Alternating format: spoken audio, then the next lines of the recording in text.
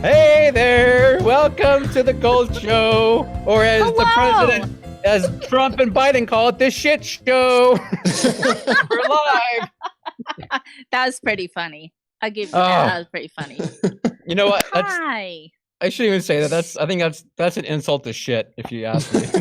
that presidential debate. So that was pretty horrifying. We do like to talk about horror movies. That's do. Pretty apt. Yeah. That was pretty scary. Yeah. So hey, it's Friday night and we're live. Welcome. Hi. Welcome back. We almost didn't make it. I don't know what happened. Scott was being his brain lobotomized, maybe, or the aliens had finally come for him to take him home. I think it was aliens to take him home, and he was like, "No, not before the cold show is done." That's right. I have not taken over the Earth yet. Leave me. He's like, my mission is not complete. Right. Anyway, good times. Well, we are here again together, remotely apart. Boo. But we are working hard to come together in our studio again because we miss it. We miss it deeply. I miss it so much. So much. So horribly much. So much. So, yeah, I guess, you know what? I have some notes because I wanted to try and talk about some things. Well, yeah, I wanted to say I can't. This show started out so poorly that. Oh my God! It did not start out poorly. No. I mean, how we were getting into it because I was like running around because people can see maybe I'm not at home. I'm doing something else right now. He is doing something else. I was gonna say, don't tell them that it's going poorly because they don't know it is until you tell them. I was going poorly. No, everything else was great. It was me. Everything else is fine. I'm pretty sure there's a cream you can get for that. Thank you, Caleb. Can I borrow some of yours? No sharing. The Costco size. Costco size. Happy October, everyone. Happy High Holy Month, everyone. We made it. We made it. Thank God it's here. If there's nothing else to be happy for, at least it's October. Yeah, man. We're on fire again up here. It's smoky. There's still COVID. It's all a thing. It's a horrible thing, but it's all a thing. It's hot. Jesus, it's so hot. It's hot. It's more. Yeah, it's everything. So before we get into that, let's do the drinks. Let's see what we're drinking first. Oh, sure. So I am having some of my delicious hoppy refresher, the hop water, and this one is from local favorite Lagunitas. Nice. World famous Lagunitas. So good. They're international, baby. Yeah. Interplanetary. There you go.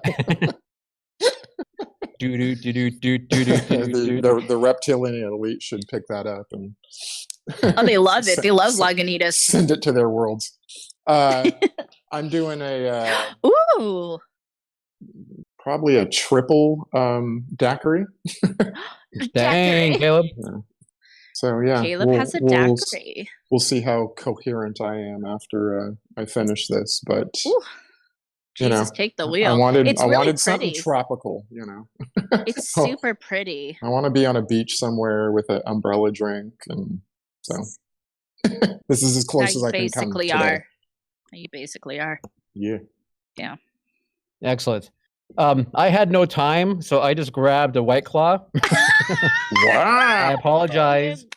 But Neil, there ain't no laws when you're drinking the claws. Is that what they say? Is that the thing? Neil's getting kind of basic. Oh my God. You know what? She is. But it matches your shirt. I thought it would be bougie, but no, man. I wouldn't say it's bougie. You're getting white girl wasted. Yeah, but it's a cute look and it matches your top.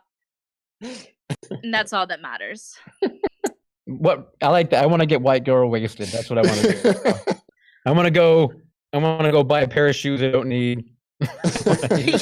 You do that anyway, Neil. Don't try to hide that. I know. That's true. Yeah, we all know about your bougie shoes. Yeah. Wake up in the morning. Woke up like this. No, man, I woke up like this. All right. Well, a happy Friday, everyone. Cheers, people. Cheers.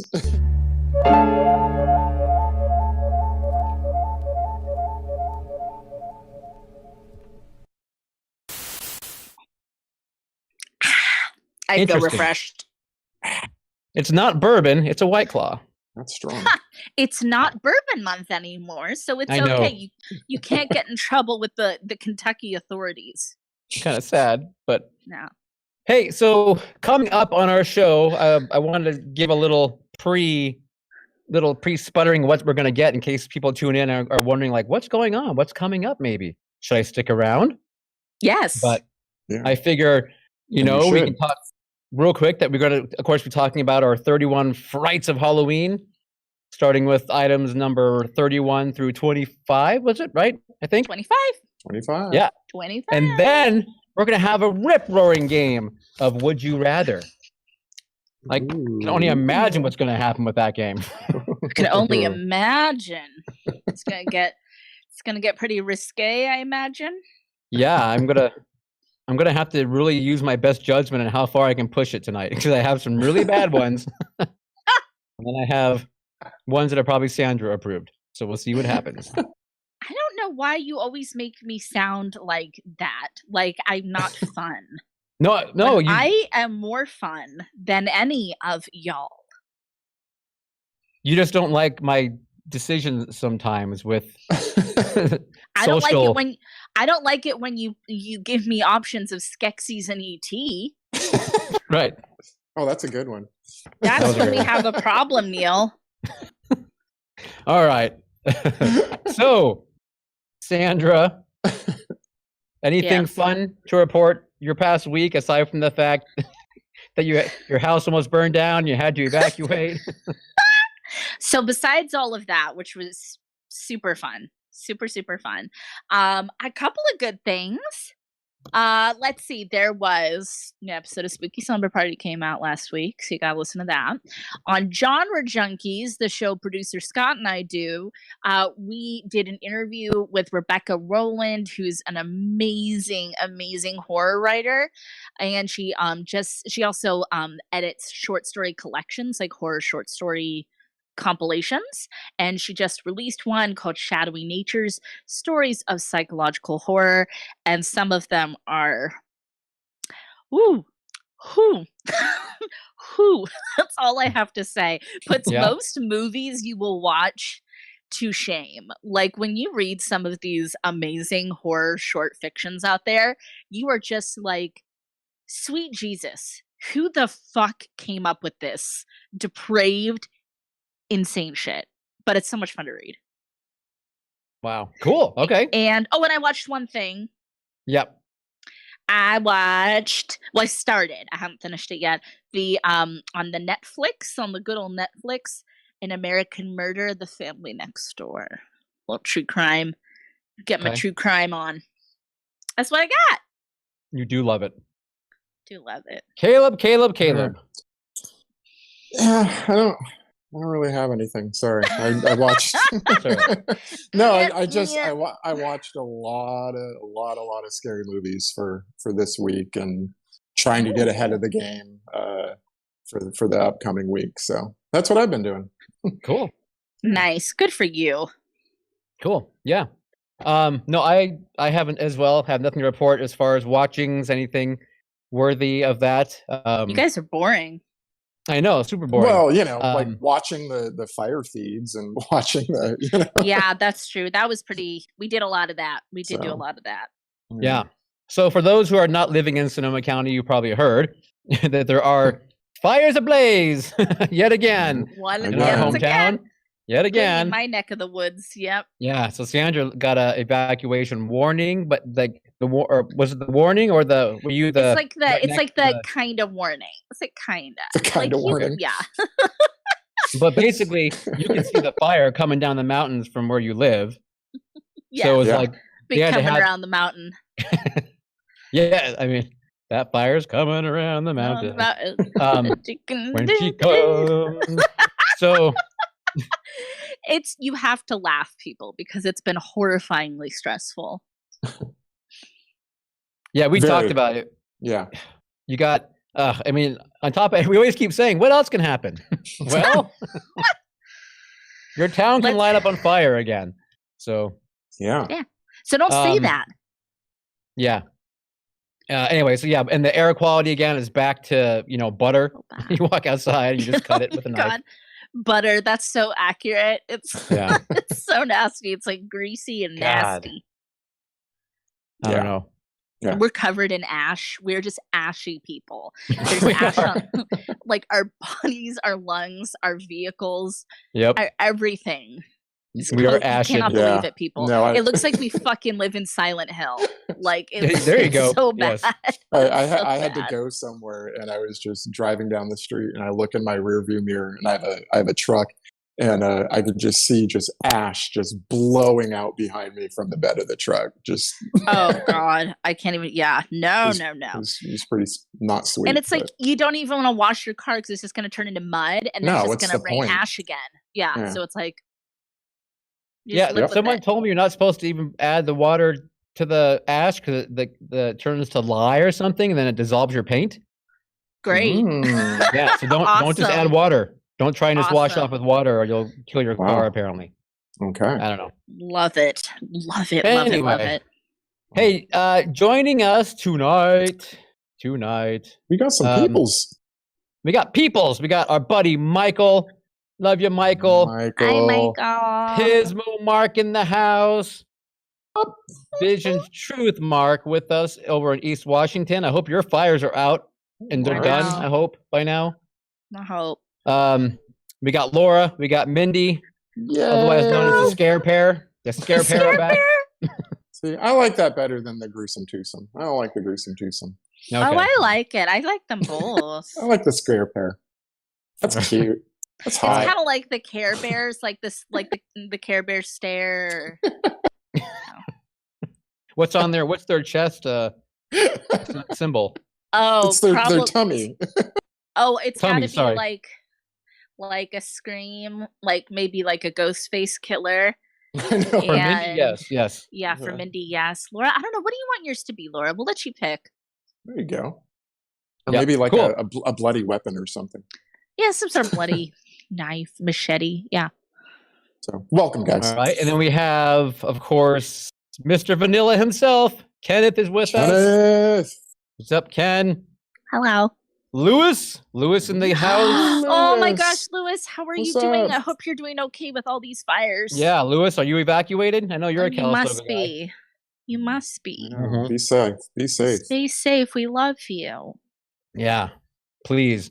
Rob E is back. What's up, Rob? Third week in a row, baby. What's going on? Rob was also in the Creature Features chat during the live streaming. Good. So crossover, and he was saying some very nice things about us. So thank you very much. Thank you, really Rob. Appreciate it. We love you, Rob. Sandra will send you that check immediately. Yes, I will get right on that. Get on that. Right on that. Yeah. A check for 0.000 cents. Yeah. No, more. We have someone. We have one of our new person. It looks like we have Todd. Yes. Todd. Cool. Who 209. He said he's here because of Creature Central Valley. So, yeah. Oh, awesome. Yeah. Welcome. You're in our Todd. spider's web. We've caught you. I wish I had nails. That'd make this a lot better. Where in the Central Valley? I'm just curious. I'd like to know. Yeah, where? Give me a quick little. Give me a town. I know. Can we have your address? Can we have your address and social security number? Social. Yeah. Yep. Social. Yeah. That works out well. Okay, I think that is about it that I can make out at this point. If I missed you, speak up. Yeah. Okay. What else you got?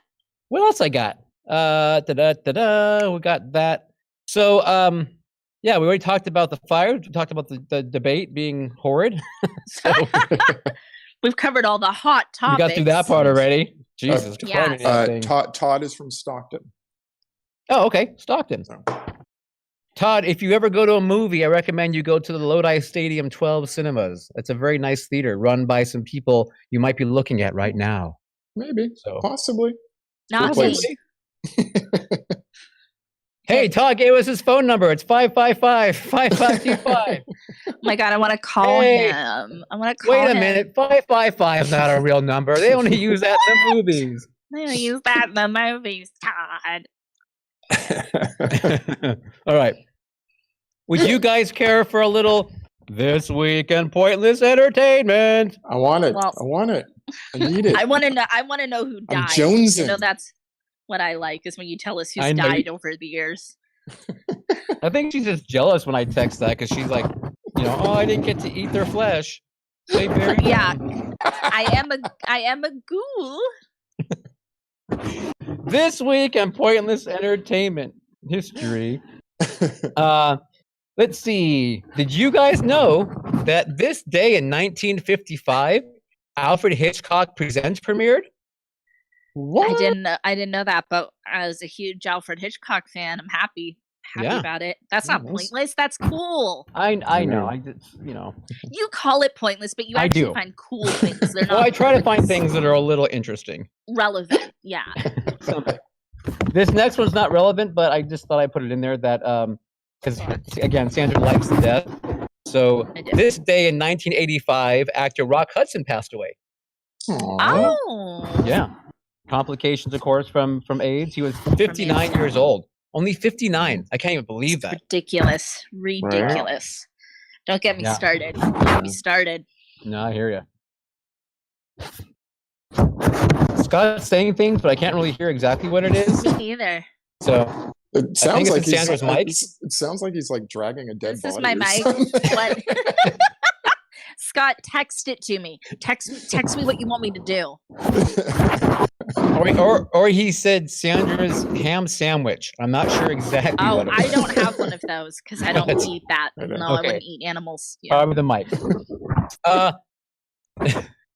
Oh, okay. This day in 1951, Sting was born. Speaking of the police earlier in our discussion, Sting was born today in 1951. How about that? Happy birthday, Sting. Happy birthday, Sting. Happy birthday, Sting. Love that guy. I know. Here's my two favorite ones. You guys ready? Is everyone sitting down? Okay. Yes. On this day in I'm sorry, I lied. Yesterday in 1968. To me. Go on. Yesterday in 1968. 68. Night of the Living Dead premiered in Pittsburgh, Pennsylvania. What? Yeah. Wow. A huge, clap. And finally, yesterday in 1974, Texas Chainsaw Massacre premiered in Austin, Texas. Wow. Another favorite. I know. Some big titles, some huge horror titles. Huge horror titles. This is awesome. This is awesome news. I'm very happy to know these facts. Thank you. Okay, and then that is it. That is it for this day in entertainment history. No, we didn't get nearly enough death. I know that. The people that died, I don't know. I didn't want to, you know. They were too sad. I didn't want to trudge up the bad feelings. It's fine. What else you got? New subscriber alert. Oh, we had a few new subscribers to the YouTube channel. We had Terry Myers, John Smith, Tofo, Louis Avalos, Susie Q, Mark Hodges, Chris Cabral, I.B. Zemer, and Deborah Wilt. Welcome. Wow. New friends. Lots of friends. Exciting. Welcome all of you guys. We love you guys. You. We do. We love so Todd, much. our new Todd. He's the Todd. I love him so much more than the old Todd. Fucking hated old Todd. The old Todd can go blow a goat. The new Todd is so much better. Leave goats out of this. Sorry. It's just an expression. I don't like it, and I don't have to. No goats were actually blown during that. Sorry. Well, okay, Sandra, I hand it to you. Oh, is it my turn? It's your turn. Oh, shoot. We're starting? We're doing this? We got it. Yeah, I've talked way too much. Yeah, I've talked way too much. Everybody's sick of it. Hello, everybody. Sandra here to welcome you. Do you like how there was like a commercial break that didn't happen? To welcome you to our next segment. This has been a couple weeks in the making. Welcome to the Cult Show's 31 Frights of Horror. Do we have something cool? Halloween. Do we have something cool like happening? Like, is there like a cool effect? No. Yeah. No. Yeah, it's all going on right now. You just can't see it. Okay, perfect. Okay, awesome. Yay. Oh, it just got so spooky in here. It just got so creepy. So, thank you all for sending in your submissions for your top 31 horror films. All of our pod people, Instagram people, email people, YouTube people, you guys are freaking amazing. We had, like, at the end of it, maybe we'll break down like some stats and stuff. Of course, there was a million awesome things that did not make it onto the 31. I, for one, am outraged. You will be too, but you will also be delighted. So we're going to start with numbers 31 through 25 tonight. I'm going to break down each film and talk to you a little bit about them, refresh your memory, or if you haven't seen them, maybe it'll give you some incentive to check it out because all of your cult show peers voted on these films to be the best. I think some of them might have been under the influence, but they did. So. Oh my God, some people like some of those lists, y'all. No, I'm just kidding. Everybody did a great job, and I had a ton of stuff that I know you guys are talking list. About me.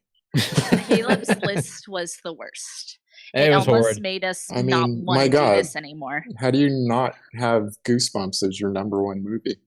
I fucking love Goosebumps. I'll have you know. Okay. Well, I guess it's up to me to kick it off. Do it.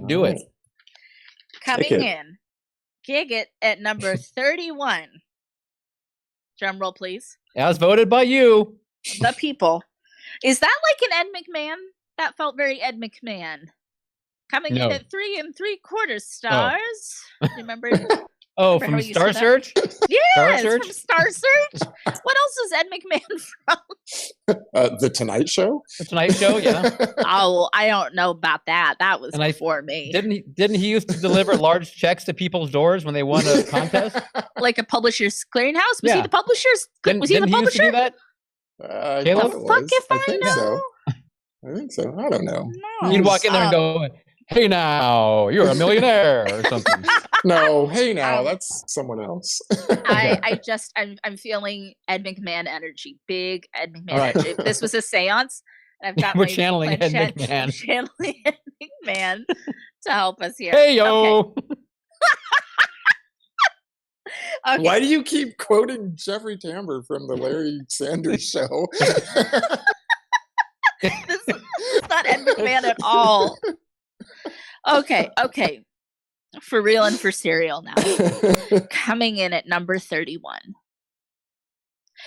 Friday the 13th, Part 2. I didn't vote for it. It doesn't count. So this is a little film from 1981, directed by Steve Miner, written by Ron Kurz. So this is set 5 years after the events of the first film, when a group of young people head back to Camp Crystal Lake to train as counselors and get the place ready for the kiddos to show up. But they are picked off one by one by a mysterious foe. It turns out Jason Voorhees is a little bit older these days, and he's just picking up where his mother left off, and now he wears a burlap sack on his head. Yes, he does. Yeah. He does. Silence. So, I'll get us rolling since I'm introducing this film. I like Part 2 as much as I like Part 1. I am not a huge fan of this franchise by any means. That's one of my unpopular opinions. I'm not a huge Friday the 13th fan, but I love Part 1 and Part 2. And if you know me, and maybe you've watched this show before, you know that I am a fan of Sackhead Jason. That's my Jason. That's the only Jason I am interested in. He looks rough. He looks rustic. He looks like he's actually been living out there for 5 years. He looks creepy. And he's got his little overalls. He's got his whole ensemble going. I love it. He just looks crazy, and he looks like he's been living in the wild. I know that there's other people who are coming around to my way of thinking and are big Sackhead fans. You know, you've seen a little bit more Sackhead merch over time, too. And I have a feeling that this is going to pay off, and it's going to be like how I felt about Halloween 3 for years, where everybody made fun of me, and now suddenly everybody loves it. And I think that's what's going to happen, is people are going to be like, man, why did I say all that stuff about Sackhead Jason? He's the best Jason. Okay. Yeah. What do you guys think? I was until a couple nights ago a Friday the 13th Part 2 virgin. You lost no, it? I'd never seen it before. Still haven't Don't seen be embarrassed. part 1 either. It's a beautiful thing to lose that virginity. You haven't seen part 1? What the fuck? No, I haven't. Okay. So my first impression was, so I haven't seen part 1, but I know part 1, his mother goes around killing everyone for killing his son. But now in part 2, Jason isn't dead. So where's he been for the last? He's been living rough for 5 years. No, I don't want to spoil for anything. Just 5 years, or Yeah, I don't want to spoil anything for you, but he's not really dead at the end of the first one. And then my second impression was I like that he's not yet, because I have seen other ones. I've seen I know I've seen 4, I've seen 6, I've seen 8. I've seen 10. I've seen basically 10, like every other. You only watch the even numbers. Now it's like now it's like every other, all the even ones. Anyway, I like that he's not like quite super serial killer yet. Like at one point, the Paul character like hits him in the balls, and Jason goes down, and I thought that was fucking awesome. Down. Yeah. Like I thought that was great. To me, that was my favorite part of the whole movie. Like, yeah. I agree. Yeah, I think you're picking up when I'm laying down. All right. Yeah. No, I did enjoy the film, but that was my that was my honestly my only critique was that one little thing. So, hopefully, it's resolved. It's resolved. All right. It's fine. All right. It's fine. Okay. How about you, Neil? Yeah, I'm not as much of a subscriber to Sackhead Jason as you are, Sandra. It's okay. They'll learn one day. It's definitely not one of my favorite of the series. I would probably rate a little lower down on the list. And the fact, I don't like the fact that Alice dies in it in the beginning. I know, spoiler, but spoiler for a movie from 1981. Yeah. So I liked Alice a lot, so I didn't like the fact from the very beginning that happened. I don't know, Sackhead just with his one eye always poking out, and it's cute. But I do like some of the death in this one, with especially they took it to an extreme with the guy in the wheelchair. Right. That they were willing to take it to do that, probably I think was fairly brave, to go through that.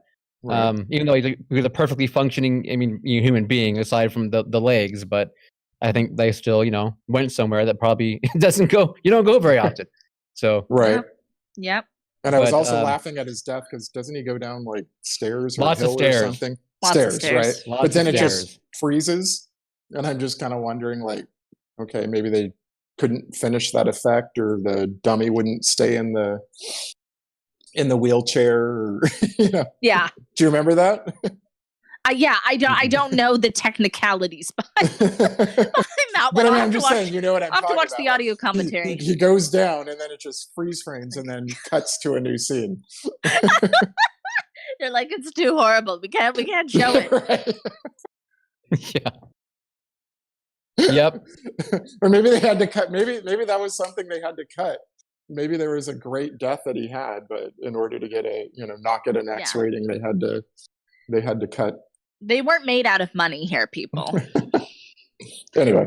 Yeah. How about number 30? Number 30 goes to me. I'm not happy about this, people, that it's so far down the list. I got to be honest. I'm a little disappointed in you. But at the same time, I'm glad that it's on the list, I guess, to begin with. However, yes, I'm going to get over this one eventually. I hope. Okay, eventually. Right. Number 30 is the second greatest horror film of all time, Day of the Dead from 1985. Second greatest? Then why is it at 30? I know. It's at 30, Neil, so I'm afraid you are incorrect. So anyway, as anyone knows who knows me by now, Day of the Dead is my number 2 favorite horror film of all time. That's fine. Only don't sometimes ask him because he'll say Creepshow, and then no, number 2, number 2 favorite horror film. And then sometimes you say Nightmare on Elm Street. What? You flip-flop those quite a few. I don't think so. I think maybe in your head and your visions and your let me check the Ouija board. What's that?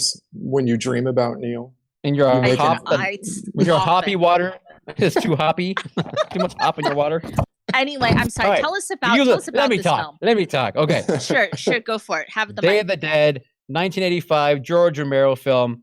This is the third, of course, in his original zombie trilogy. It is, again, the story of a underground, what's supposed to be a scientific stronghold, basically, to escape the zombies and let the scientists try and figure out a cure or something for the disease, the pandemic, whatever they're calling it at that point. And they have the military, of course, there to protect them. Through the course of however long they're there, military people are dying, so new people take control, which enters one of my favorite villains of all time, of course, Captain Rhodes, who decides to take over and is no longer a civilian, but it becomes a military operation. And then mayhem and gore and overacting ensue, but to a point that is just bubbles over into a delicious brew of Tom Savini, wonderful bubbling ooze. And it's really bubbling. But the music, the score by John Harrison, I've said 1,000 times, I absolutely love it. I think it is so wonderful how it is juxtaposed to the action that's going on. It's a wonderful score. Of course, again, Tom Savini's special effects this is literally top of his game. This was the pinnacle of his career, if you ask me. George Romero, I believe, wrote a wonderful, insightful script that had a great, strong female character, but yet, she still had to deal with all these men around her that were just disgusting and rude, and I just found it's such a layered film for me, and I love it, and I'm very glad that it's in our top 31. I don't love this film as much as you do, but I do really like it, and I'm very happy for you that it is on the list. Thank you. And I know how devastated you must be to have it at 30. It's still better than not being on the list at all. And if it wasn't enough people out there agreed with you to get it on there, because we had a lot of submissions. So this was like, that's pretty good. I think that it's often underrated in the canon of those films, and and it has no reason to be. I think people would really like it for all those reasons you named. Yeah, I think so. I do believe it has been underrated. And granted, the two films before it are masterful films, so it's hard. Yes, yeah. You know what I mean? When you put them together like that. But I don't know. I've said my piece. I love it. I'm mad at you all, but it's fine.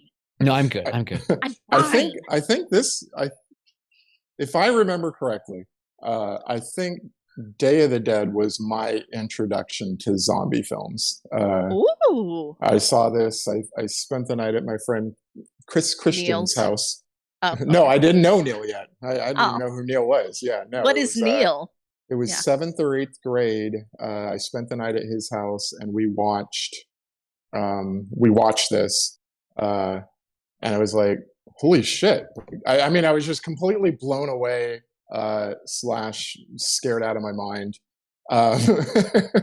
and so I've always kind of had held this movie in a high regard because like Neil said, it really is great and layered, and I didn't even understand those things back at the time, but it's just a fun, wonderful little movie. So any fun facts or behind the scenes peeks you have to give us about that one, Neil? Well, yeah, the most famous one that we keep saying all the time because it's probably the most profound is the fact that the wonderful climatic scene where Rhodes gets torn apart and torn in half, and all his guts get yanked out and his organs and everything. Those organs were all rotten. They had sat in a fridge over a long weekend and where the power went out, so they were sniffing rotten animal parts, and it was pretty horrid. So gross. I don't know. In some scenes, it looks like they were actually putting it in their mouth, but I think you're right, Caleb. I question that. Ugh, gross. Yeah, disgusting. Yeah, but I mean, even if they weren't rotten, that's still gross. So gross. Yeah, but they were rotten. They were. Oh God. Johnny Rotten. How about next on our list? So next at 29, we've got 1977's The Hills Have Eyes. Woohoo! Written and directed by Wes Craven, stars Dee Wallace and Michael Berryman would probably be the biggest names. The two people in the movie who act really well, and and who actually went on to do something. Yeah. Anyway, on a family vacation, the Carter family's car breaks down in the desert after being warned to stay on the main road. The Carters soon come to realize that they are not alone, as there are some people living in the hills. And they have eyes. And they do them damage.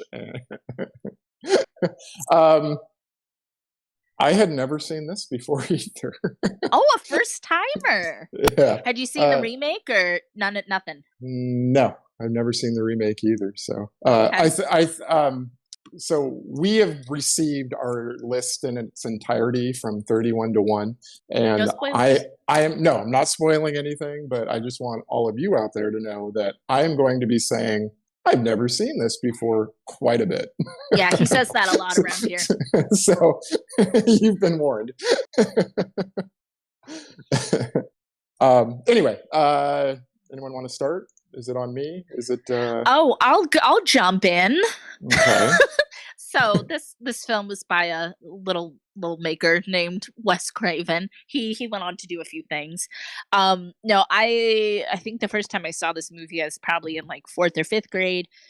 Barely remembered it. Yeah. Oh, yeah. It was a long time ago. And then, no, just so young. So young. Hate to see it. Then I saw the remake, and that was a first date movie with my spouse.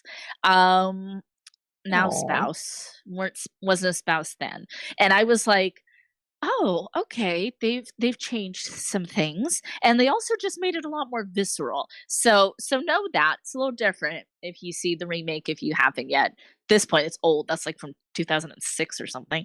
I digress. Anyway, I think that Dee Wallace and Michael Berryman are both absolutely fantastic in this movie. Right. Otherwise, the acting is atrocious. The cave people costumes that they wear, hilarious. However, I do think that the bones are there. There's solid bones in what we're doing in this film, and I appreciate. Ooh, I did touch the mic that time. I appreciate the way Wes Craven was pushing the envelope back then in the 70s, especially, of good taste and stuff that was hard to stomach. And he did a great job of making some very subversive films back then. Yeah. Was this was his second movie? Yes. Yes. Second, I believe. Okay. Yeah. Okay. After Last House on the Left. It's on the left. Yeah, was the first one. Yeah. All right. Yeah. Just real quick to say, yeah, I mean, it's it's kind of it's a classic, obviously, and I think it obviously solidified Wes Craven as a real horror master. I mean, at that point, because he was able to put together this crazy ass film and include some of the little bit of subtext in there, that the chat's talking about with some kind of the whole atomic family kind of thing, and right. That gets in the sequel. They really lean into that. Right. Yeah. Okay. But I didn't think the acting again. I excuse it just for the time and the the kind of film that it is. I kind of expected, I guess. And then you have something like D. Wallace where you get really good acting. You know what I mean? You find a gem. Right.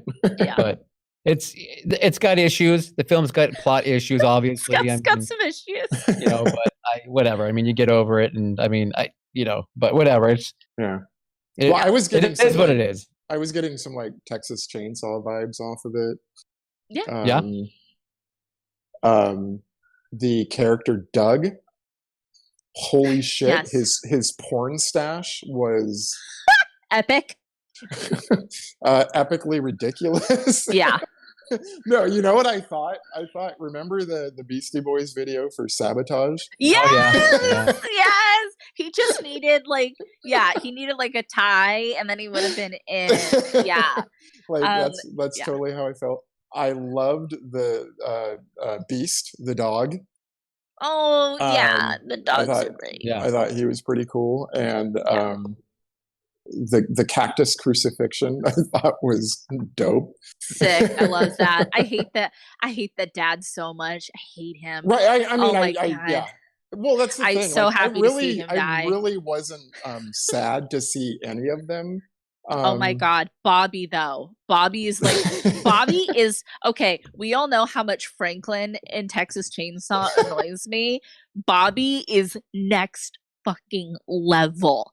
I cannot stand Bobby. Bobby gotta go. Bobby's gotta go.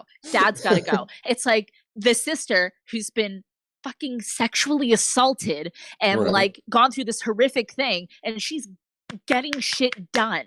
And Bobby is like fucking inept.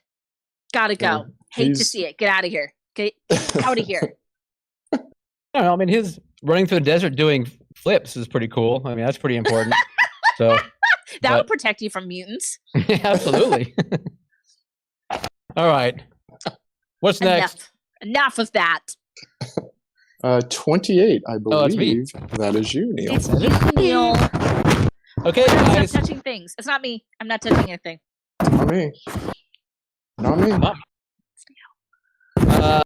This is another one of my actually probably top 5 favorite movies of all time. So, again, what the hell's wrong with you people? I don't get it, but that's okay. He's mad. I'm clinching hard, trying not to let it show. But 1985's Fright Night. Fright Night. One of my favorite vampire films of all time, and one of my favorite horror films of all time. Written and directed by Tom Holland. Not the one that plays Spider-Man, but he was not born yet. The original Tom Holland, the same guy who did Child's Play and Psycho 2. Hey, Neil. Scott's getting mad at me. Sorry. Okay. All right. That's my paper. Wow, you guys don't know this, but there's stuff going on behind the scenes. There is. We're being yelled at by producer Scott. I was yelled at first, and it's actually Neil that's doing the bad thing. I'm sorry. I don't know where to put my notes. Scott's getting mad at me. No, you don't want that. Okay. So Fright Night, the story of Charlie Brewster, lives in a nice little suburban town. His girlfriend, Amy, and he are kind of starting to get a little more, touchy, squeezy together. Enter brand new neighbor Jerry Dandridge, who moves in next door. Charlie gets a hard on for the guy because he thinks that he sees him carrying coffins and girls going in and coming out in body bags. He's got a wonderful friend named Evil Ed. That's got the best line in movies ever that I say to this day, which of course is "You're so cool, Brewster." This film, oh my God, this film. When you want to go see a film that is full of style, that is cool, I mean, just like a cool looking, stylish film, this is it. Because the vampire Jerry Dandridge, what's the word I'm looking for here, Sandra? You stand him. I implore. That isn't the right word. You have a crush on him. The point is, you ain't never gonna find a vampire. You're not gonna find a vampire. No, stop. I'm not. I'm saying you're never gonna find a vampire as cool and as good looking as Jerry Dandridge. Chris Sarandon. I rest my case. Go on. So that boy, man, that guy can dress. He can dance. He can turn into a bat. I mean, he can do anything he wants. So sounds like a love affair to me. Whatever. Maybe sweet ass manicure. That's right. But no, seriously though, this movie has got fantastic score, really great 80s music, the 80s fashion. There's a wonderful dance club scene in this where the music is blaring, the lights are going. It's just so fun. It's so great. And the practical effects in this film are just outstanding. There's a great scene where I won't give it away, I guess, but one guy, he's a wolf, then he gets punctured with the stake and he transforms back to the human. It's such a great practical effect, but it's also really touching and sad at the same time, the way they do it. I mean, it's a great film. So I love this movie. We can tell. Yes, you do. Yes, you do. If only I could think of words. If I knew words, it'd make it a lot more sense. No, you're so in love that you're glib. You're glib with joy. Okay, we'll call it that. You're glib, Matt. You're glib. Oh my God, Tom Cruise! Tom Cruise, crazy. Okay, get out of here, Tom Cruise. This is what not do you guys your turn. think? Fright Night. I saw Fright Night for the first time at a summer party when I was a wee one, maybe 4th grade or so. That was my first introduction to it. Probably one of my first horror movies I watched at a sleepover. I mean, it's fun. It's definitely a fun movie, and it does have a lot of style. You won't find it on any of my vampire lists, but I respect how much a lot of people love it. Chris Sarandon is a good time. He will be making another appearance on this list in a few moments. Yeah, it's a good time. This movie's a good time. It's a good time. You need to watch it again, dude. If that's all you can say, it's a good time, because either that or you're just fighting that it's got the 80s, the sweet 80s. Because do you like any vampire films that are not from the 90s or 2000s? Yes, I like a lot of them. Were you not here for our vampire episode? I'm a huge fan of The Lost Boys. Did we have one? I wasn't here for that. I missed that one. Episode 3, Neil. Okay, thanks. Of Lockdown, by the way. So we did a Fang Off. That's right. We did. Yeah, I'm a huge vampire fan, and I like this vampire story. I really do. I really like this movie. And I think, but part of it is also because a long time ago, Neil took a little shy 18-year-old kid and said, "Hey, you got to watch this movie." It's going to be a little touching, weepy moment we're having here. No weeping, but we did watch it at his dad's house on VHS. So that was my first time for this movie. My first time. A lot of first times for Caleb. A lot of first times. I took his At least Fright I've Night seen Cherry. this one before, though. That's true. You have seen this one before.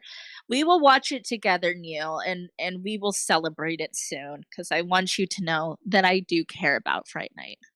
Thank you. In my excitement will ooze. It will ooze over onto you. More bubbling, more oozing. Yes, you will require some cleanup when we are done. Gross. Great. How about we move on? Move on. Let's move on. Stop it. What else you got? Number 27 is 1985's Reanimator.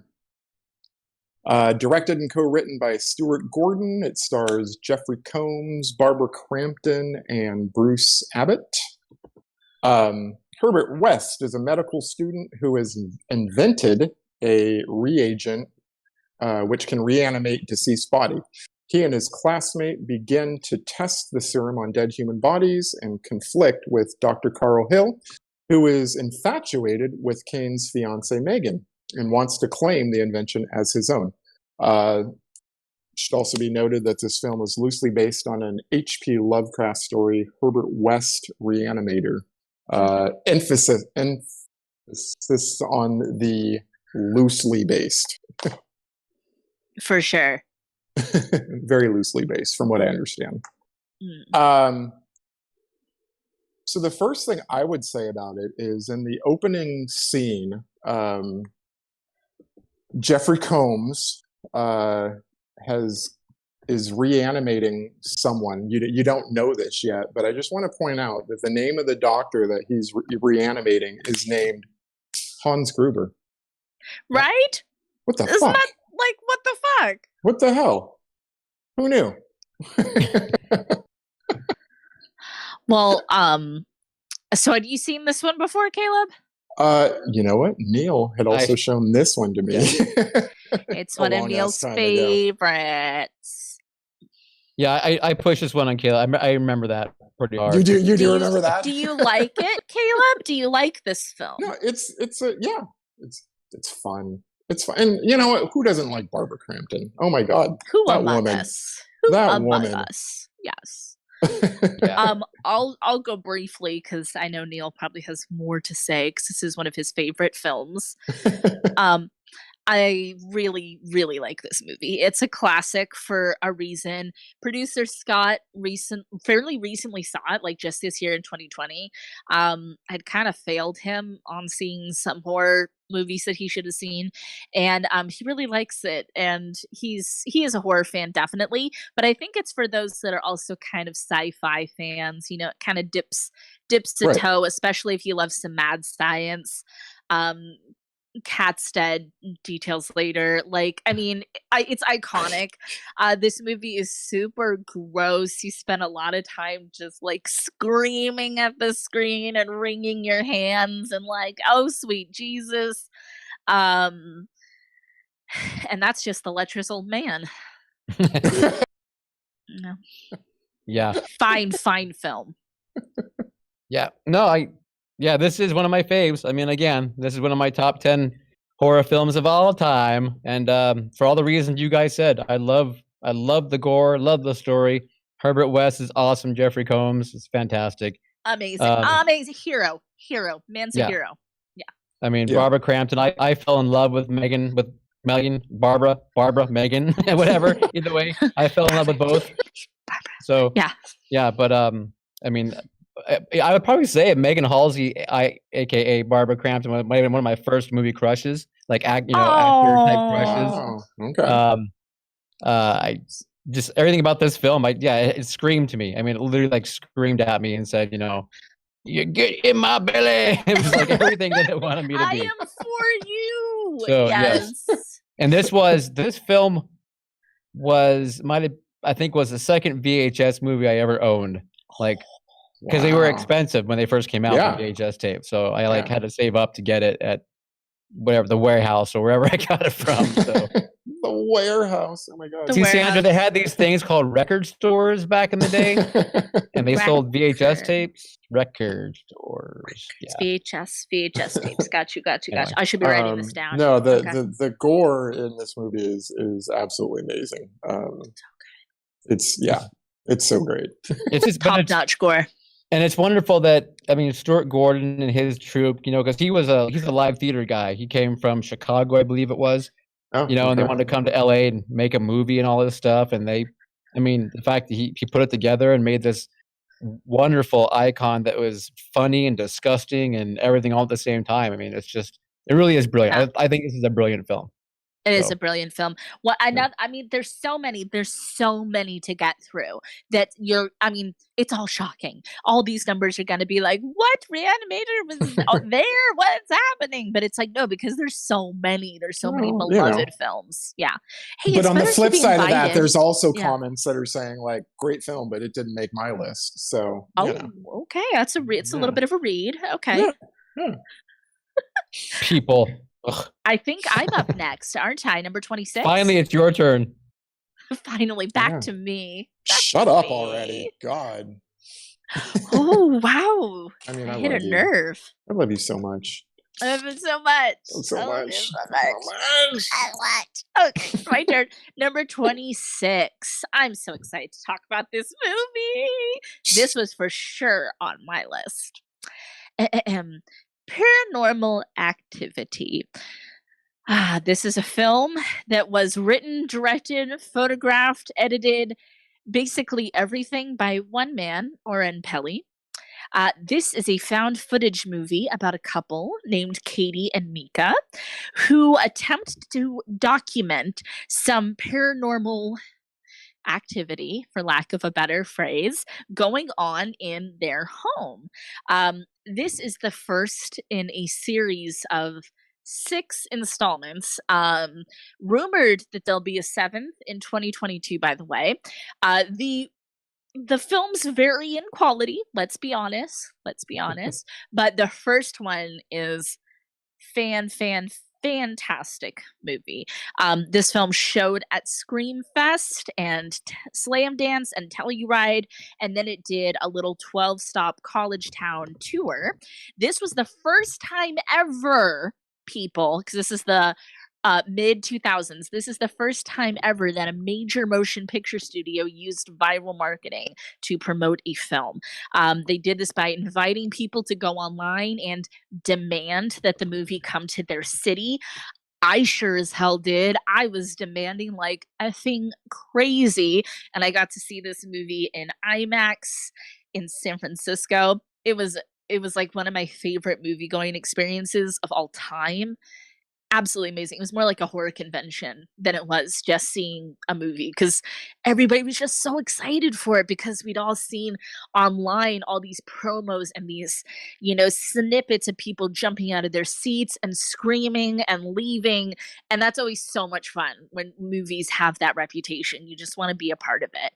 So of course this was made on a shoestring budget at Oren's home, and it netted millions of dollars. It scared the bejesus out of people. I could literally talk on and on and on and on for hours about this film, but the common kind of consensus is that people enjoyed the slow build, the build of tension throughout the film. A lot of the dialogue was improvised, so there's a very naturalistic flow and feeling to the movie, and just kind of that feeling that it's such a normal couple in such a normal home. It's not like it's this old place built on a graveyard or anything. You're like, oh Jesus, this could happen to me. This could happen to me. So thank you for coming to my TED Talk. Okay. Have you guys even seen this movie? Yes. I have now. This was a first time for me. I mean, obviously it's something I've heard about for years. I mean, I remember in like 2007 or 2008, there's this little movie that was putting up these huge numbers for like midnight shows. I mean, it wasn't even like during regularly scheduled movies. It was like at midnight. Right. And it just sort of started this whole, I don't know, phenomenon. It really did, especially with the viral marketing and the, kind of like you gotta get your hands on this movie type of feel. Yeah. So I did not dislike it. I did enjoy it. I thought it was a lot of fun. But you're right. It is a slow burn. It does take a little while to get going. You kind of want to slap. I keep wanting to say Micah, but it's Mika. Yeah. Oh my God, he pulls some stunts. For being such a, I don't know, just kind of a. He doesn't listen. He doesn't heed advice. He does everything he's not supposed to. But I just like. That fun fact too, this movie has one of my favorite little baby tropes that you see sometimes in horror, which is when the mentor figure, the one who's supposed to have all the answers, is like, you know what, I'm out. This is like too scary and I can't handle this shit. That is one of my favorite things, because I feel like all of us in life, we seek out people. We're like, oh, this guy's an expert. This lady will be able to help me. She knows everything. And then when that person's like, yeah, no, you're fucked. It's just like, oh no, there's no help for me. I did have a little chuckle when he walked in the door and was like, I gotta go. I can't be here right now. Yeah, it's like, no. Come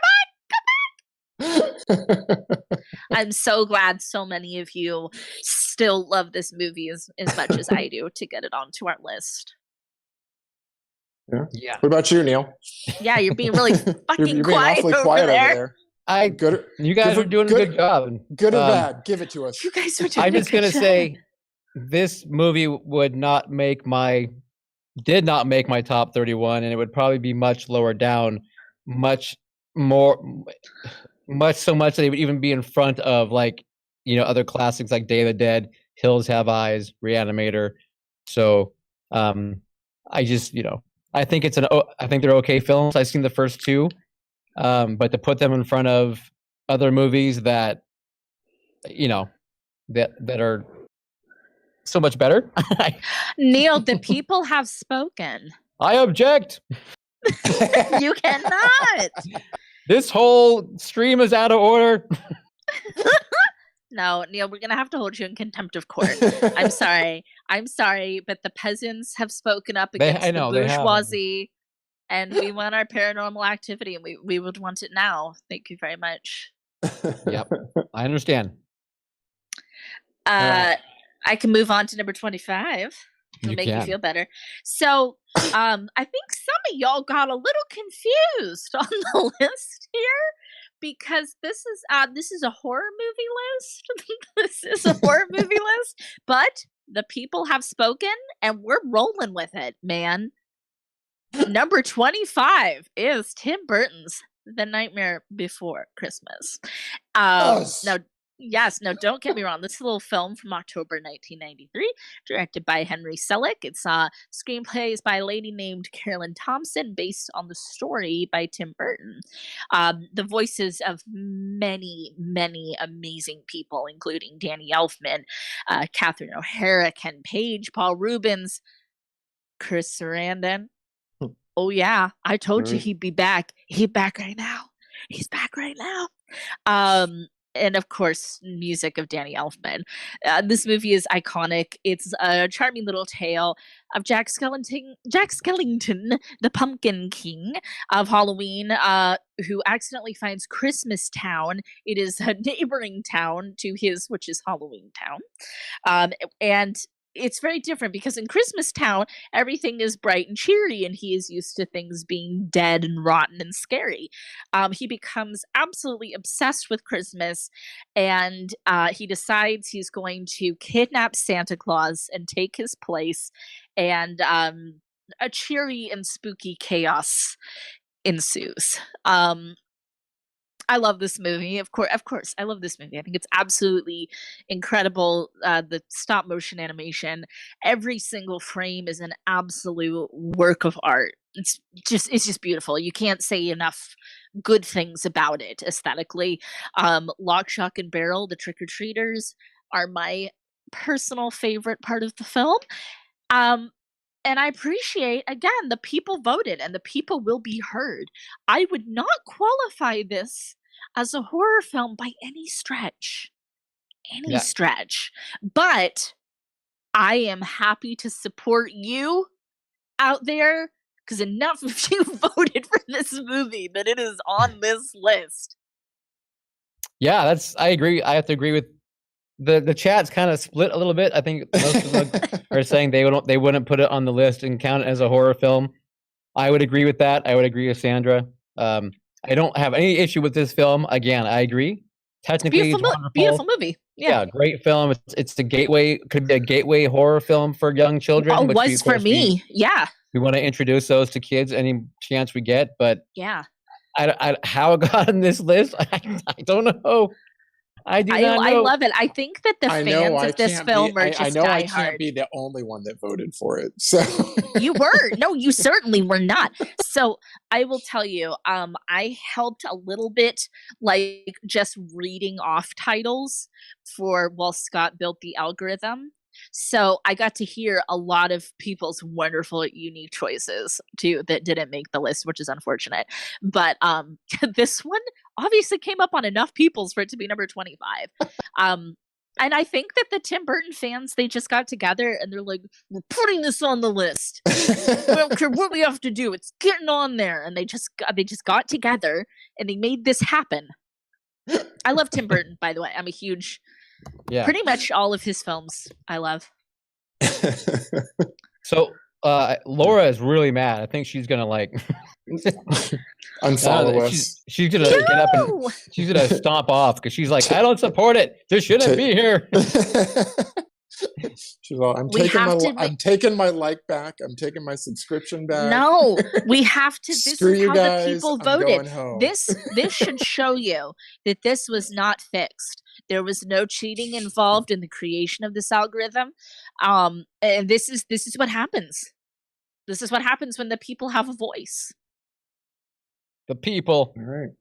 Well, there you go. And obviously, it was obviously on Caleb's list. We know this. It was on my list. I can't remember where I had it, but I think it was pretty high. Well, since you have it, talk to us a little bit about how much you love it, Caleb. I want to hear a little. Oh, I mean, I watched it last night with my oldest. So, you know, hey, I'm not going to talk shit about this movie. I like it. I don't know if it's horror, but you know, not being someone that watches a lot of horror films, I had a hard time kind of coming up with 31 titles. And this was just something that I put in. Had she seen it before? Oh yeah, we've all. Oh, okay. Yeah, we're big Nightmare Before Christmas fans in this household. Same here. Same here in this household. Absolutely. Love it, love it, love it. I love Catherine O'Hara so much. I'll support anything she does. Absolutely. Yeah. Well, that's the first chunk for you, people. That's it. I hope people do better for us in the next chunk. What? Neil, don't be like that. I'm kidding. But no, I'm just saying, think about it though. Really, my top, like, Day of the Dead is my second favorite film of all horror film of all time. Fright Night is probably my third, fourth.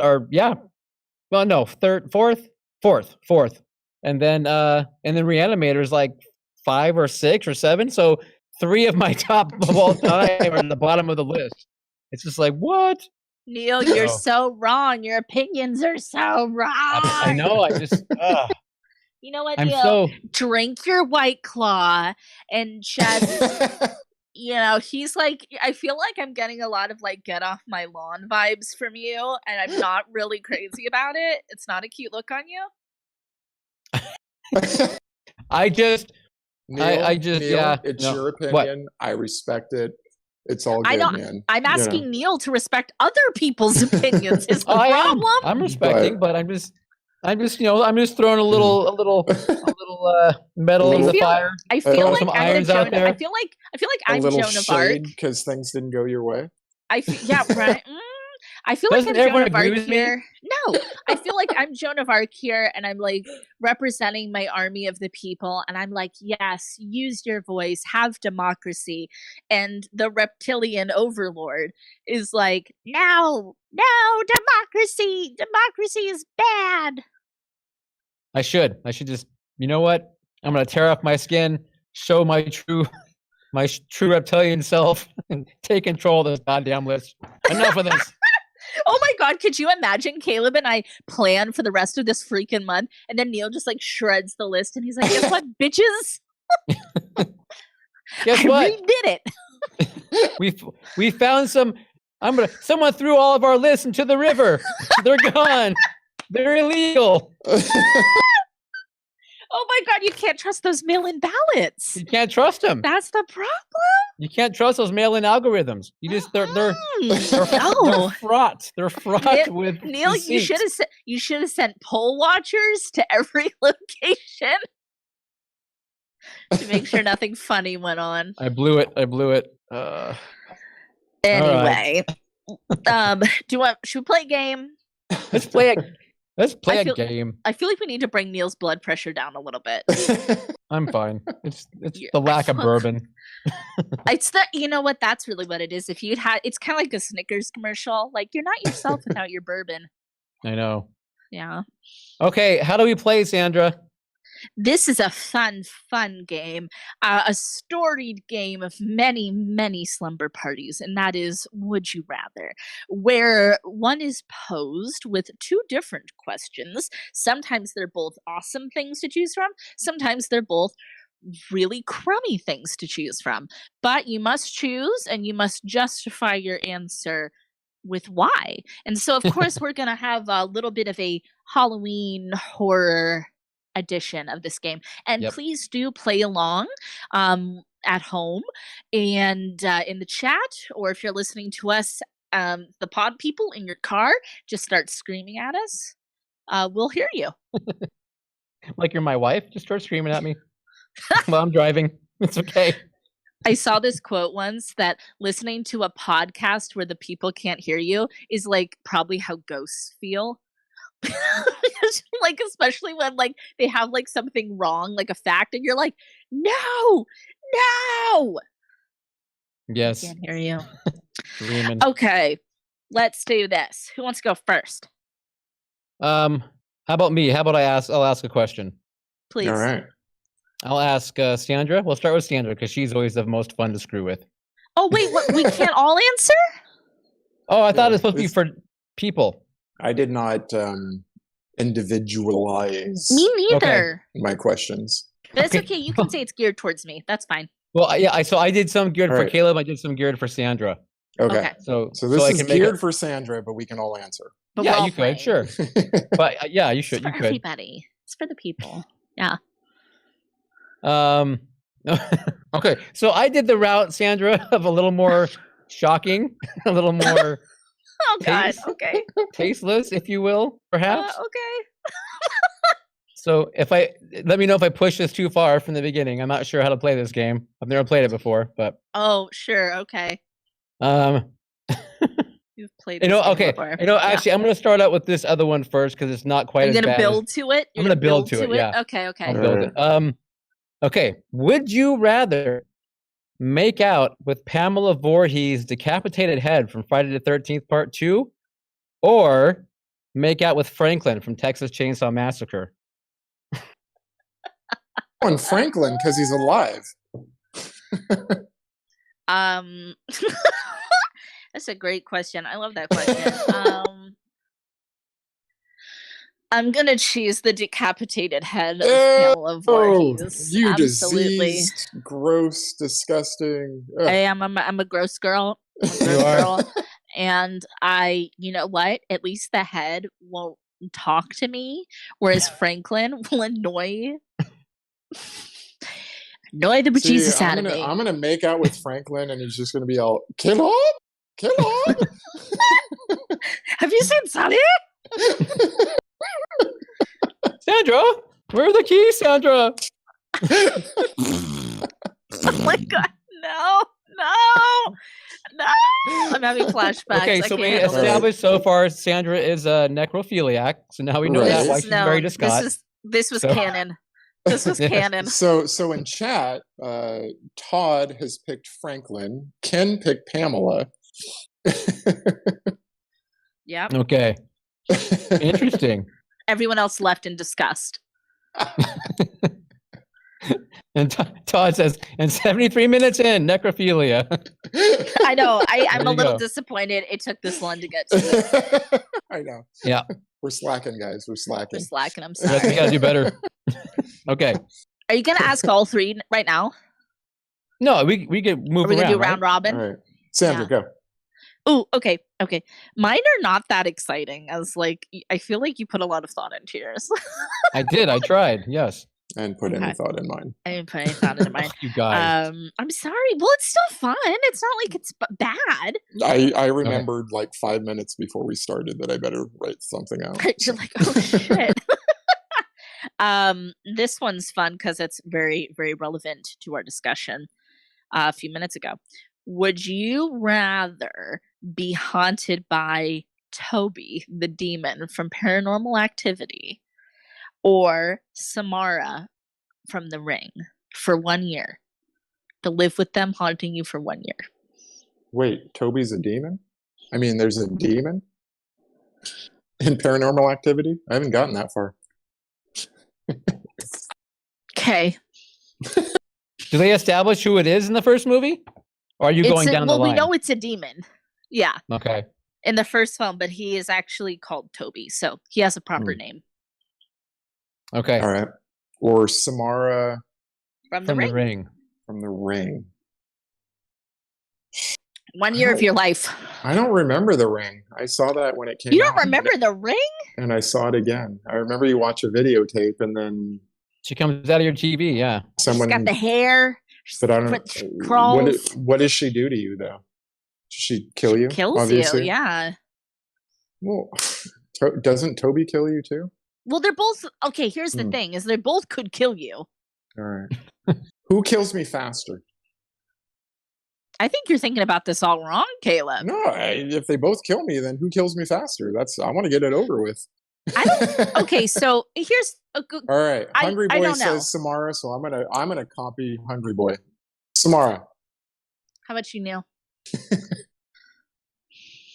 would do Samara as well because, you know, The Ring didn't suck. Shots fired. Shots fired. But Enid says definitely not The Ring chick. So. So I think I could probably live with Samara from The Ring for a year. We would just, I don't know, I think we would just become really good friends. I think we'd be hanging out. You would totally swap like makeup stories and I'd be like, hey, can I like cut I brought that mascara? Yeah, exactly. Like I feel like she and I could bond. So I have to pick her. Okay. Fair enough. What about you, Neil? No, I picked Samara. Samara. Okay, yeah. Sorry.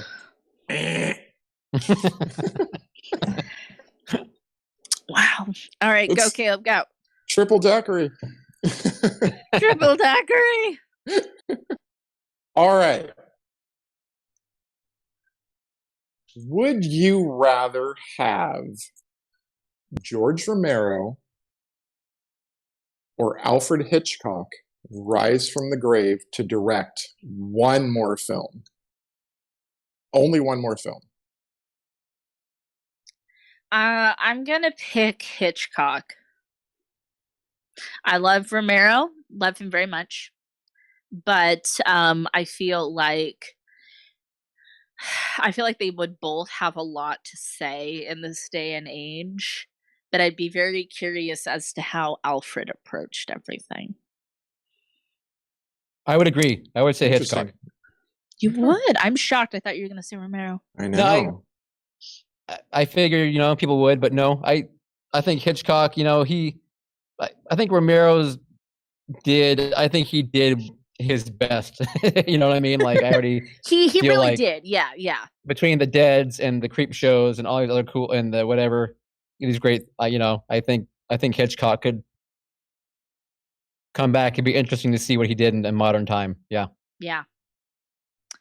So glad we agree. We agreed. Yay. We agree. Wow, I think it's your turn. I agree with that too, by the way. So. Oh, good.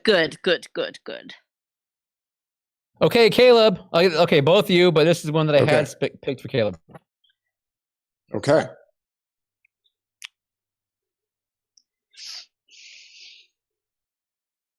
Do it.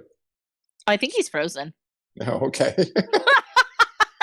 I think, Neil, there's like this pregnant pause. So I think we lost Neil.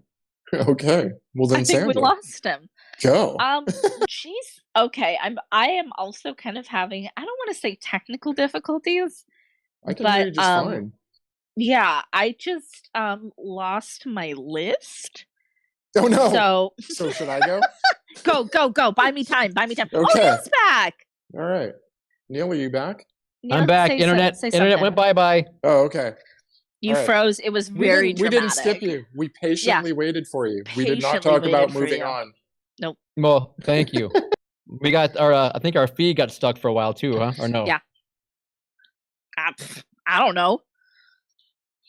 Okay, I have like cool. so much ash in my nose. I feel gross. Go on. Let's hurry up. Oh, so you didn't hear my question? No, I did not. No. Okay. We heard nothing. Okay. Nothing. Would you rather be locked in a haunted insane asylum or lost in the woods with the killer on the loose? Insane asylum or just one killer? Yes, one killer. But I'm gonna go woods. Okay. I feel I have a better chance. I feel like I'm in shape enough where I could run really well. Whereas an insane asylum, that's got like multiple things or people or or insane things coming after you. So yeah, I'm gonna go woods. It's going woods. Woods, I'm also gonna go woods. I love the woods. I think of myself as kind of a feral being. Just kind of like a creature of the earth, like a golem, if you will. And I feel like I would just thrive in that environment. All right. Yeah, and I feel it I don't like the idea. Chad agrees too. Woods. Yeah, I don't want to be trapped. I don't want to be like trapped in there. But you love supernatural though stuff. I do, but I mean, like, I'm gonna have to fight. I'm gonna have to fight, and I think I can fight better in the woods. Yeah. Okay. Yeah. How about Fair you? enough. And if it's just one killer, then cool. I think I would do okay with that. Have you not seen horror films, Caleb? It usually doesn't work out too well for people. I've never seen horror films. Usually they do the opposite of what they should do, and I would just do the opposite of what they would do, and I think I would fare thee well. Now you'd be surprised. All right. Someone else is next. You want me to go? It's on Sandra. my list. Yes. Would you rather people be stuck in the Evil Dead cabin or the cabin in the woods cabin? Oh, man. Wow.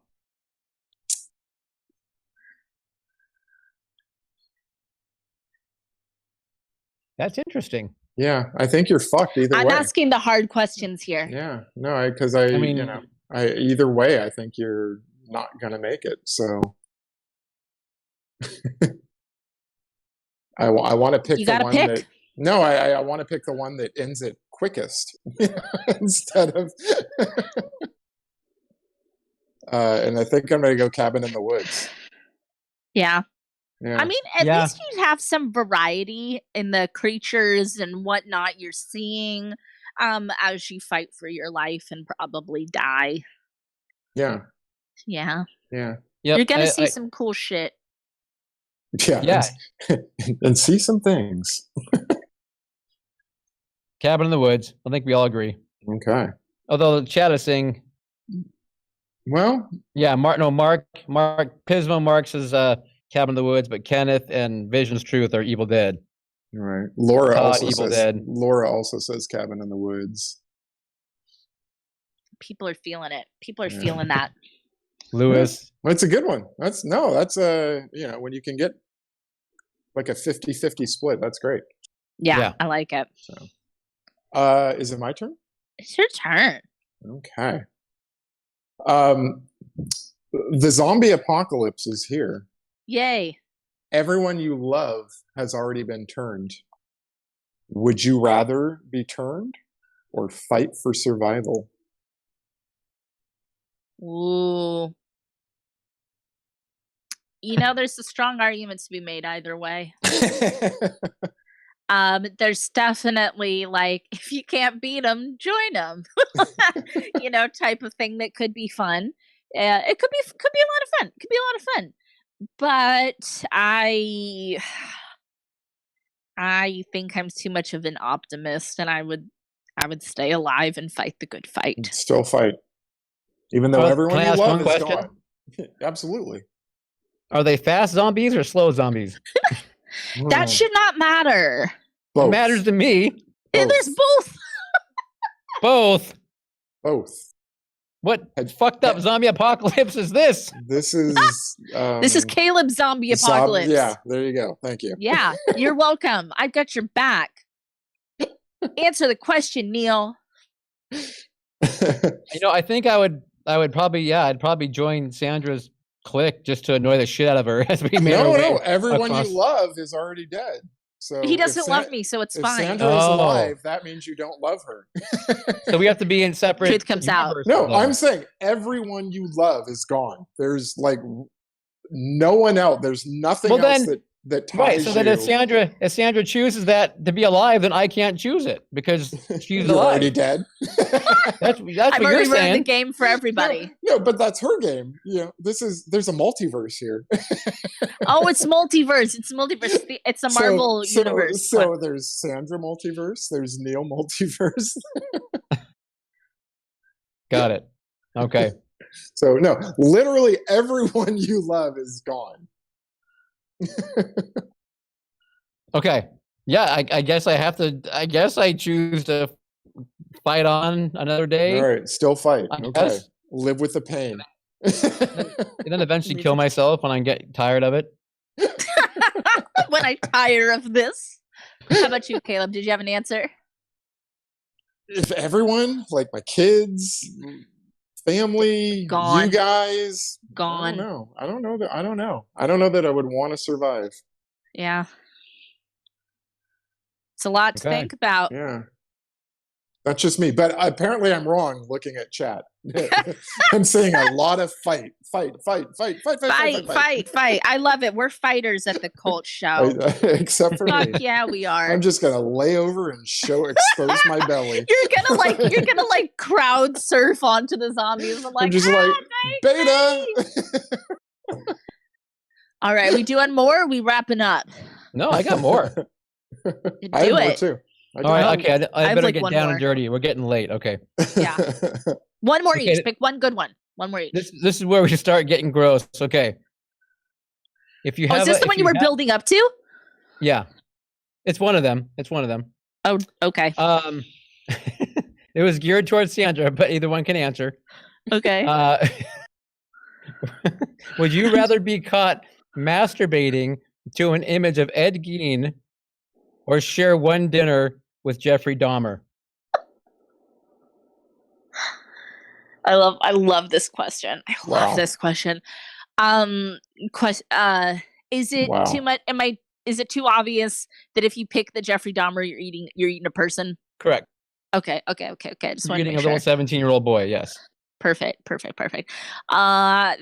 Then I will absolutely choose masturbation from 100 Alex. Yeah. Okay. I mean, you know what? Good answer. So what? It happens. It's fine. Ed Gein, maybe you were just trying something. You're trying something new that day and it didn't work. You got busted. You got busted. Yeah. I don't really want to eat people, though. You would in a zombie apocalypse. Well, that's different. That's my diet then. No, but she chose to fight, not eat. So you eat whatever you get your hands on, baby. Yeah, I was gonna say I don't know what I'm definitely eating people, probably. But yeah. I love that question. I love it so much. Yeah. Ooh, God. I don't think I really have. Honestly, I don't think I have an opinion either way. Either one. Oh, you have to. No, I really don't. But do you want your daughter to walk in on you? Oh my God! You have to make it somebody's kid. You have to be like a roommate or something. Yeah.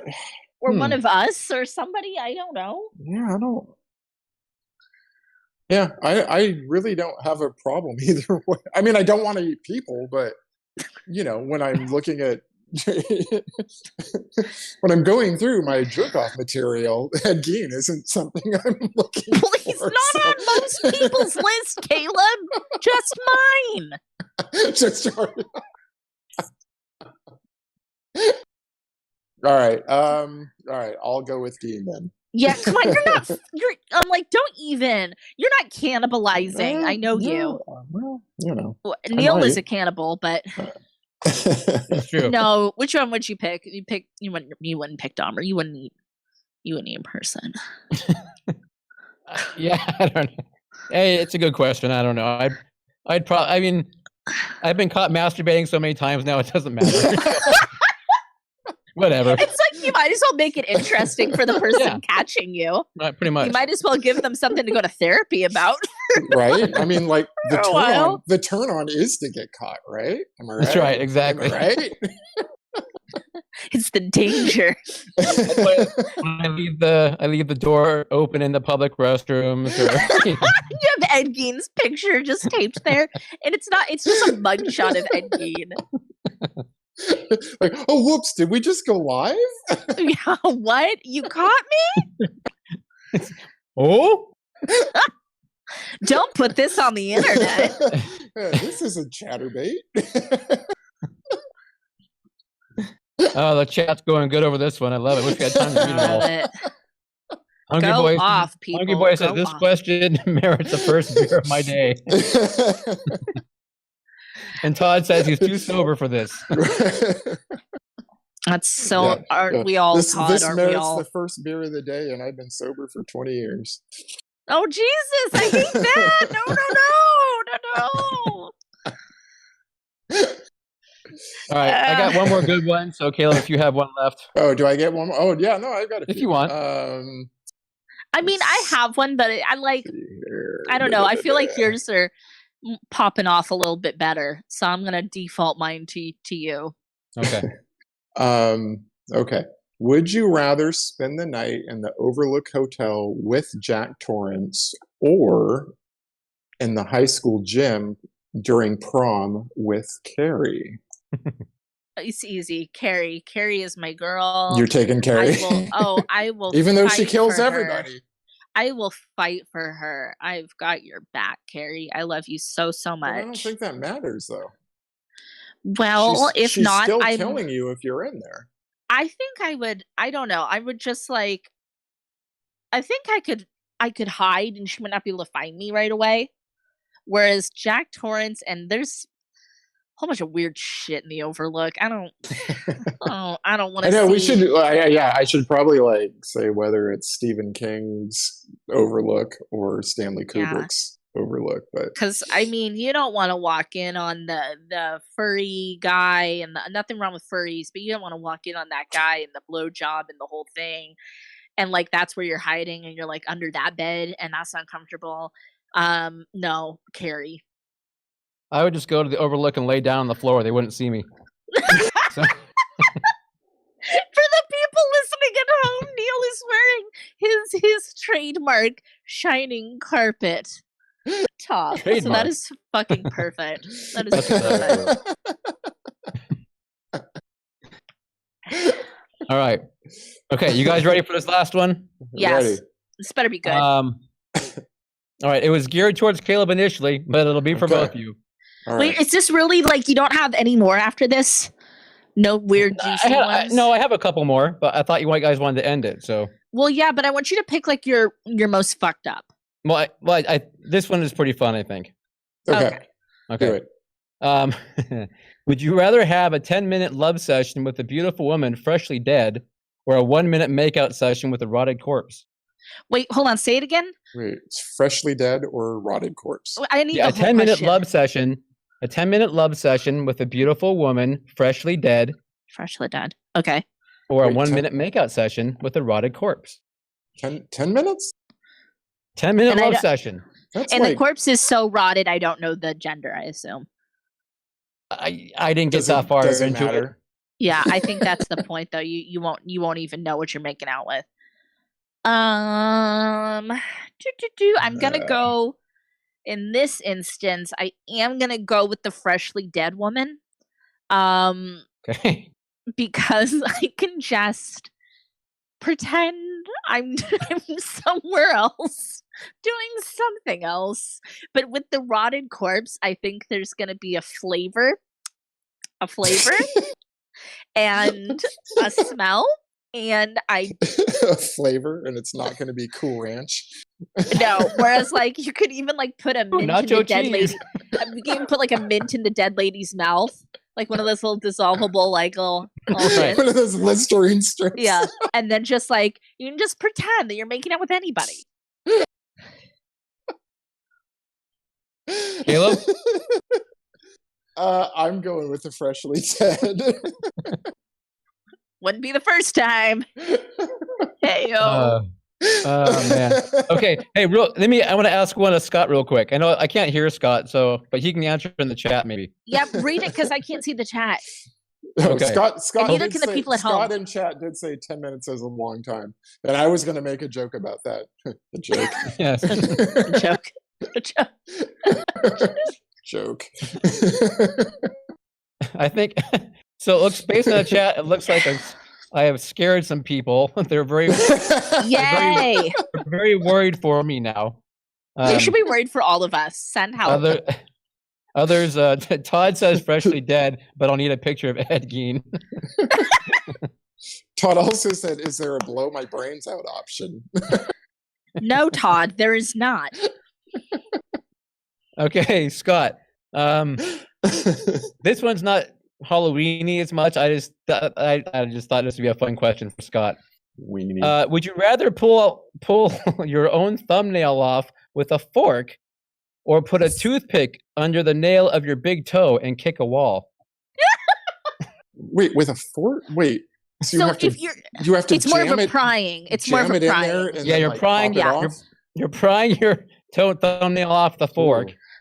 Or use pliers, Caleb. I don't care. Use whatever you want to take the thumb. It's not an effective instrument. That's the point. Right. You gotta dig and go. Or put the toothpick under your big toe nail, then kick the wall.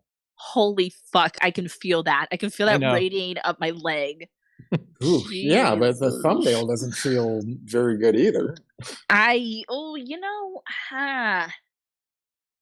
Scott. Okay, so Scott says toothpick under big toe. Don't even have an explanation as to why. Yeah, exactly. Is there a fuck you option? No. Damn, Kay, that's kind of harsh. I've never played this game before. I don't know how it works. I hate this question so much. Ask me anything about masturbating or having sex with dead people. Fine. It's like, who would you rather play just the tip with? E.T. or Sexies? But when you start talking about Sandra, my nails. Okay. You guys thought I was screwed up. This is the one. This is the cake topper. You did have one more. You were holding back. This is I wasn't gonna do this, but since you have trouble, I would. For most of you people, I'm gonna be honest. I would tune out now. You don't want to hear You don't want to hear this one.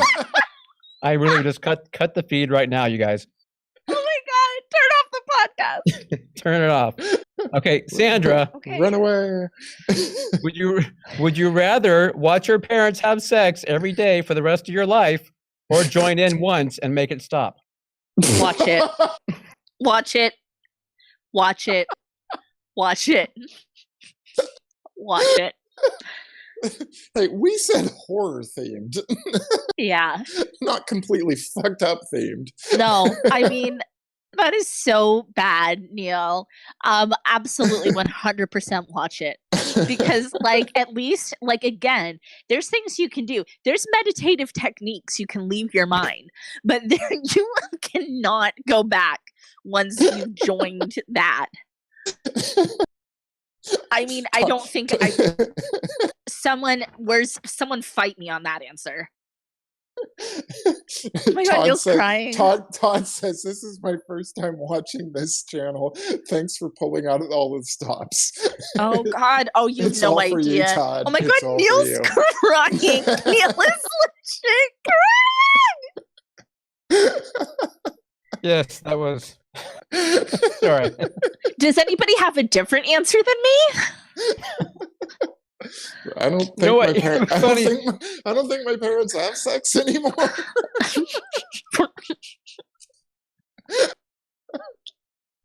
Well, they're about to start, Caleb. They're about to start. The question is your level of involvement.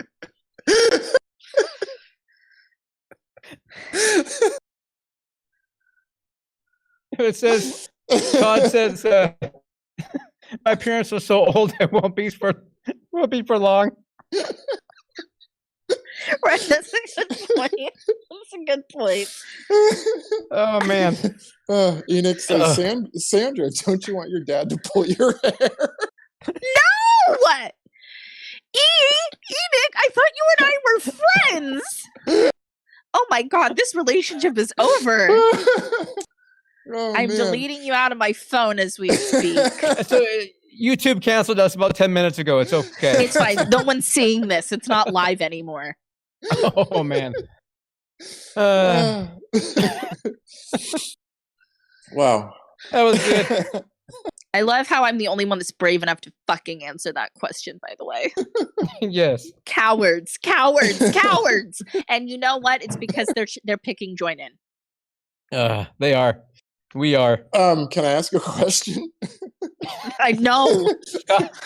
It's time to go home. What is the level of involvement? It doesn't matter, Caleb. It doesn't matter. It does not matter. It doesn't matter. Oh my god. Okay. For anyone who is left watching, what the hell is your problem? But pray for us. Pray for us. More importantly, don't forget we have the affiliate links below so you can purchase copies of any of the films we discussed. Buy shit. Keep this madness going.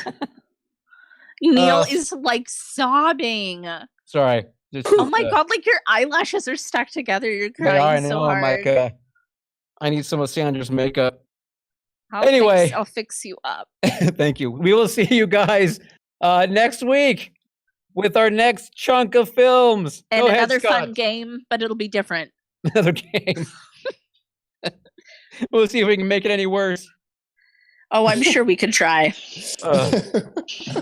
Roll him, Scott. Maybe he's already rolling him. I don't know. Please end this. End this. Please. Roll credit. Unsubscribe. Bye. Bye.